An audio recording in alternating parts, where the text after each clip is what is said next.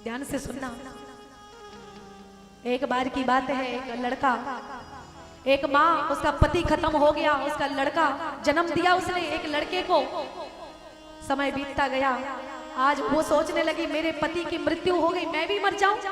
लेकिन जैसे ही उस छोटे से बच्चे का मुंह देखा, बोली नहीं नहीं नहीं, मुझे इसके लिए जिंदा रहना पड़ेगा। आज उस माँ ने अपने लड़के को छाती से लगाया, खून पसीना एक करके अगल बगल पड़ोसियों के घर में चौका बासन करके अपने बच्चे को बड़ा किया, अच्छे से अच्छे महंगे स्कूल में पढ़ाया।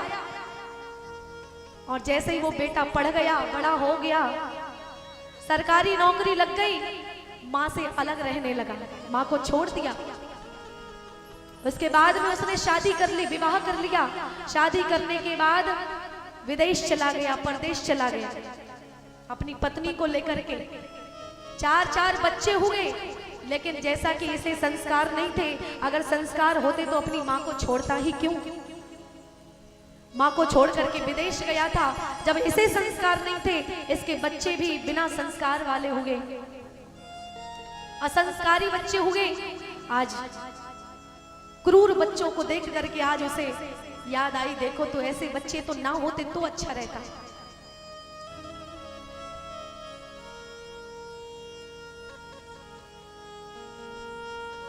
एक दिन की बात है कि आज वो जैसे वंदना टीवी चैनल पर श्रीजी प्रियंका शास्त्री पर लाइव चल रहा है, ऐसे ही कथा का लाइव प्रसारण हो रहा था विदेशों में।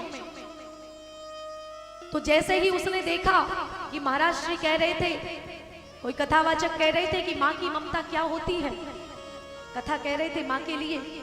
और जैसे ही उसने माँ की कथा सुनी, उसे अपनी माँ की याद आ गई और सोचने लगा बड़े दिनों से जिसने मुझे जन्म दिया, जिसके कारण दुनिया देखी, उससे नहीं मिला हूँ, चलो देख आता हूँ। विदेश से भारत में आया, जहाँ उसकी माँ रहती थी उस गांव में आया। 4-6 लोग खड़े हो गए थे, उनको उसने राम राम किया, भैया राम राम। लेकिन गांव के लोगों ने मुंह मोड़ लिया, पीठ दे दी। वो सोचने लगा भैया हम तो तुमसे राम राम कह रहे हैं, तुमने मुंह क्यों मोड़ लिया। गांव के बड़े बूढ़े कहने लगे भैया तेरी राम राम लेकर के क्या हम स्वर्ग जाएंगे। अरे जिस माँ ने तुझे जन्म दिया, जब तू उसका नहीं हो सका, उसे छोड़ करके विदेश चला गया, तो तेरी राम राम लेकर के कौन सा हम स्वर्ग जाएंगे। तू अपने राम राम अपने पास रख। तेरी मैया जिसने तुझे जन्म दिया, आखिरी सांस तक तुझे याद करती रही, मेरे बेटे को बुला दो, मेरे बेटे को बुला दो। तू उसे असहाय छोड़ करके चला गया। कैसे तुझे उसने पाला पोसा बड़ा किया। जब तू उस माँ का नहीं हो सका, मेरा हमारा कब होगा। उसने कहा क्या मेरी मैया नहीं रही, मेरी माँ खत्म हो गई है। हाँ तुम्हारी माँ खत्म हो गई है। आज जैसे इतना सुना, जिस घर में जिस कुटिया में उसकी माँ रहती थी, आज उस कुटिया में गया जहां पर उसकी माँ लेटती थी, वहां पर नतमस्तक हुआ। आज उन कपड़ों के नीचे से आवाज आई, खुरखुर की आवाज आई। उसने बिस्तर हटाया, बिस्तर हटा करके देखा, वहां पर एक चिट्ठी रखी हुई थी। आज उस चिट्ठी को उसने निकाला, उसमें लिखा हुआ था, वो चिट्ठी उसकी माँ की ही थी। बेटा तू आ गया, मुझे पता था तू आएगा जरूर, लेकिन बेटा तू मुझे छोड़ करके चला गया, मैं तेरे लिए जिंदा रही, तू मुझे छोड़ करके अकेला असहाय छोड़ के चला गया। मैं तो पढ़ी लिखी नहीं हूँ, ये चिट्ठी मैं बगल वाले भैया से लिखवा रही हूँ। मैं पढ़ी लिखी नहीं हूँ, लेकिन तेरी माँ ने तुझे बहुत पढ़ाया। बेटा तू मुझे छोड़ के चला गया, इसका मतलब ये मत सोचना कि मैं तुझे बद्दुआ दूंगी। एक माँ कभी बद्दुआ नहीं दे सकती है, माँ तो हमेशा दुआ देती है। लेकिन बस मन में इतना लगी रही, मेरा बेटा हमेशा फले फूले, ये आशीर्वाद देती हूँ, लेकिन मन में ये अशांति बनी रही। कम से कम जिसके लिए मैं जिंदा रही, वो आखिरी समय में जब मेरे प्राण निकल रहे थे, एक बार तू दिखाई दे जाता ना, तो मैं अच्छे से, मेरी आत्मा परमात्मा में मिल सकती थी, अच्छे से मैं प्राणों को छोड़ सकती थी।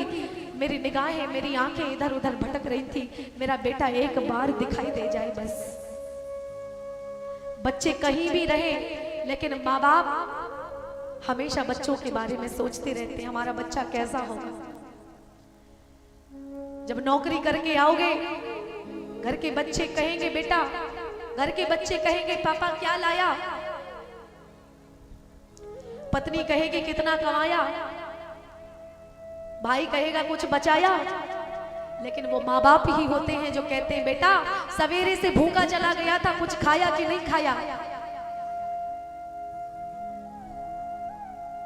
याद रखना स्वामी विवेकानंद जी महाराज जिस समय विदेश में गए थे, भारत का हिंदू सनातन धर्म का झंडा लहराने के लिए आउट ऑफ इंडिया विदेश गए, और विदेश की भ्रमण से जब वो भारत में वापस आए, सबसे पहले अपने माँ के पास गए और माँ का पल्लू अपने सर पर धारण करके, मानो हम और आपको ये संदेश दिया हो, माँ का पल्लू अपने शीश पर रखा, धन्य माना अपने आप को, मानो वो संदेश देना चाहते हो कि इस दुनिया का कोई राजा ही क्यों ना बन जाए, तीनों लोगों का स्वामी ही क्यों ना बन जाए, लेकिन माँ की छाया के बिना तो वो भिखारी होता है।